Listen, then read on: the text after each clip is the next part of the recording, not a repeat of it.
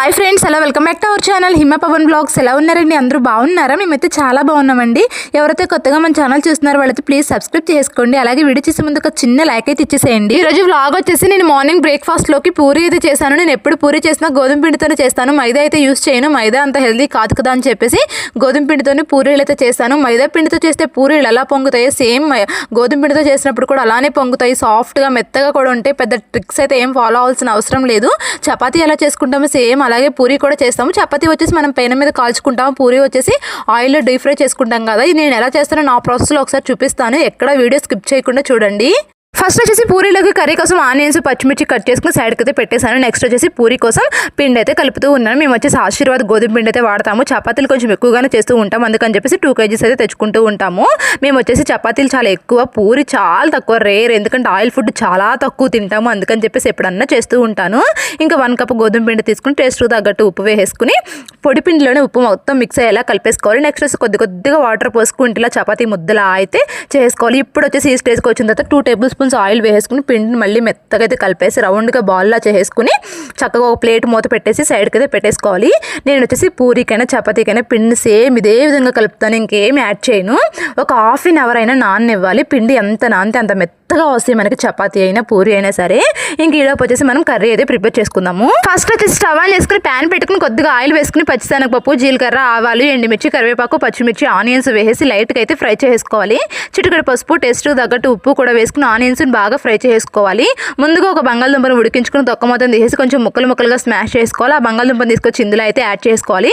బంగాళదుంప లేకుండా కూడా చేసుకోవచ్చు, బంగాళదుంప వేసుకుంటే ఇంకా టేస్ట్ అయితే చాలా బాగుంటుంది. అలా బంగాళదుంపను వేసేసి ఆయిల్లో ఒక 5 minutes అయితే ఫ్రై చేసుకోవాలి. ఒక టీ గ్లాస్ వాటర్ పోసేసి మీడియం ఫ్లేమ్లో పెట్టి అయితే ఉడికించుకోవాలి. ఇక్కడ ఒక బౌల్ తీసుకుని 2 tablespoons శనగపిండి తీసుకుని వాటర్ వేసుకుని ఎక్కడ ఉండలు లేకుండా మంచిగా అయితే శనగపిండిని కలిపేసుకుని ఆ శనగపిండి వాటర్ మొత్తం కర్రీలో అయితే పోసేసుకోవాలి. ఒక పెద్ద గ్లాసు వాటర్ పోసేసి మీడియం ఫ్లేమ్లో పెట్టుకుని గరిటతో తిప్పుకుంటూ బాగా అయితే ఉడికించుకోవాలి. కొంచెం చిక్కబడగానే మనం అయితే స్టవ్ అయితే ఆఫ్ చేసుకోవాలి. బాగా చిక్కబడేదాకా ఉంచుకున్నాం అనుకోండి, చల్లారిపోయిన తర్వాత మరీ చిక్కబడిపోతుంది. అదిగోండి ఈ స్టేజ్లో స్టవ్ ఆఫ్ చేసుకుంటే మనకు వేడి చల్లారిన తర్వాత కర్రీ అయితే సరిపోతుంది. చపాతీల్లోకి చాలా బాగుంటుంది, పూరీలోకైనా సరే. నేను రెండింటిలోకి ఈ కర్రీని చేస్తాను. ఇప్పుడు కర్రీ అయితే రెడీ అయిపోయింది కదా, ఇప్పుడు పూరీ అయితే చేసుకుందాము. నేను వచ్చేసి పిండిని ఒక 1 hour అయితే నానబెట్టాను. చూసారు ఎంత సాఫ్ట్గా మెత్తగా అయితే ఉందో. ఆ పిండి మొత్తాన్ని మళ్ళీ ఒకసారి మంచిగా అయితే మిక్స్ చేసుకుని చిన్న బాల్స్లో అయితే చేసేసుకోవాలి. ఇంకా పూరీకి వచ్చేసి చిన్నగా చేసుకోవాలి. చిన్నగా చేసుకుంటేనే బాగుంటాయి, మంచిగా పొంగుతాయి కూడాను. చపాతీ అనుకోండి పెద్దగా చేసుకున్నా మనకైతే ప్రాబ్లం ఉండదు.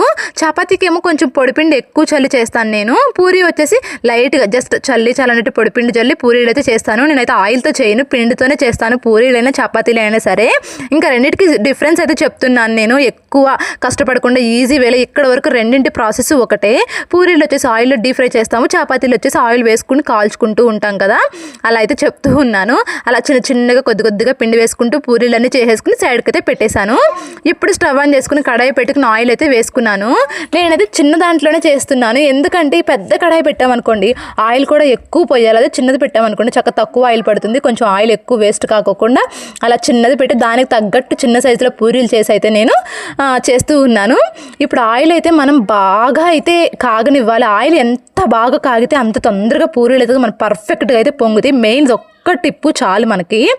ఆయిల్ బాగా కాగుతున్న ఆయిల్లో ఈ పూరీలు తీసుకెళ్ళేసి అలా గరిటతో ప్రెస్ చేస్తూ ఉంటే చూసారా ఎంత పర్ఫెక్ట్గా మంచిగా భలే పొంగుతున్నాయి కదా, చూస్తుంటే బాగుంటుంది. అదిగోండి నేనైతే బాగా పల్చగా చేసేసాను. అలా చిల్లు పడింది ఒకదానికి. అలా చిల్లు పడితే మనకు మంచిగా అయితే పొంగవు పూరీలు.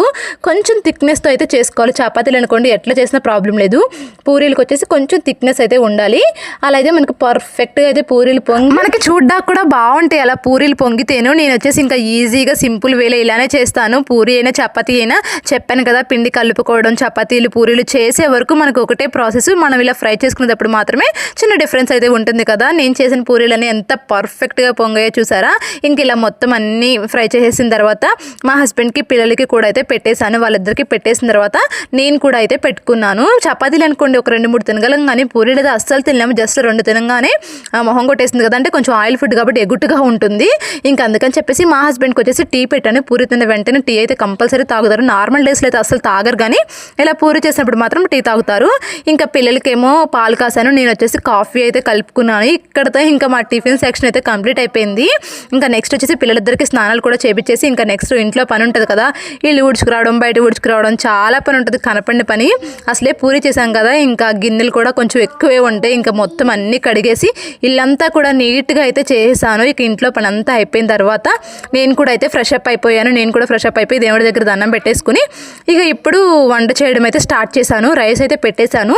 ఒక పక్క పప్పు కూడా పెట్టాను. టమాటా పప్పు కర్రీ కూడా అయితే అవుతూ ఉంది. ఇంకా ఇప్పుడు వచ్చేసి పపాయ అయితే ఉంది ఇంట్లో, అది కూడా అయితే కట్ చేస్తున్నాను. మా హస్బెండ్కి అయితే చాలా ఇష్టం ఇలా పండిపోయి బాగా మెత్తగా ఉన్నదైతే. నాకైతే అస్సలు నచ్చదు. 2 తెచ్చారు, ఒకటి గట్టిది ఒకటి మెత్తగా ఉన్నది. ఇంకా నేను టుమారో రేపొద్దున కోసుకోవచ్చులే అని చెప్పేసి మా హస్బెండ్ కోసం అయితే కట్ చేసి సైడ్కి అయితే పెట్టేశాను. ఇంకా పప్పు కూడా అయితే ఉడికిపోయింది. ఇంకా పప్పు కూడా తాలింపు పెట్టేసి ఇంకా వడియాలు కూడా అయితే చెప్తూ ఉన్నాను. మా పిల్లలు ఇవైతే చాలా ఇష్టంగా తింటున్నారు, బ్యాట్స్ అని చెప్పేసి. ఇంకా అందుకని చెప్పేసి వాళ్ళ కోసం ఇవే అయితే ఫ్రై చేస్తున్నాను. పద్దాక చేయనులే, ఎప్పుడన్నా చేస్తూ ఉంటాను. మళ్ళీ పద్దాక పప్పు చేసినప్పుడు చేసామనుకోండి ఇవే కావాలంటారు. అందుకని చెప్పేసి ఇంకా వాళ్ళ కర్రీ కూడా ఏం చేయలేదు పప్పులోకి. అందుకని చెప్పి అయితే ఈ వడియాలు అయితే వేయిస్తున్నాను. ఇంకా పిల్లలిద్దరికి అన్నం కూడా అయితే తినిపెట్టేశాను. అన్నం పెట్టేసిన తర్వాత పిల్లలిద్దరికి అయితే పడుకోబెట్టేస్తాను. ఇప్పుడు హాలిడేసే కాబట్టి చక్క ఇద్దరికి ఒకేసారి స్నానాలు అన్నాలు అన్నీ ఒకేసారి అయితే కంప్లీట్ అయిపోతున్నాయి. నేనే తినిపిస్తున్నాను.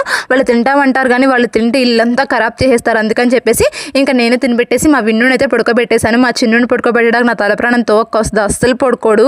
అదంటాడు ఇదంటాడు ఏదో ఒకటి అంటూనే ఉంటాడు. ఇంకా వాడు పడుకోవట్లేదు కదా అని చెప్పేసి ఇక నేను కూడా అయితే అటు దాడిపోతుంది కదా అని చెప్పేసి అన్నం అయితే తినేస్తున్నాను. ఇదిగోండి పప్పు టమాటో కర్రీ చేశాను చెప్పాను కదా. చక్కగా వేడి వేడి అన్నం, పప్పు టమాటో కర్రీ, వడియాలు, నెయ్యి, చక్కగా నేను పట్టిన ఉసిరికాయ పచ్చడి ఫస్ట్ టైం అయితే ప్రిపేర్ చేశాను. వీడియో కూడా ఆల్రెడీ పోస్ట్ చేశాను. ఎవరైనా చూడకపోతే చూడండి, డిస్క్రిప్షన్లో అయితే ఇస్తాను.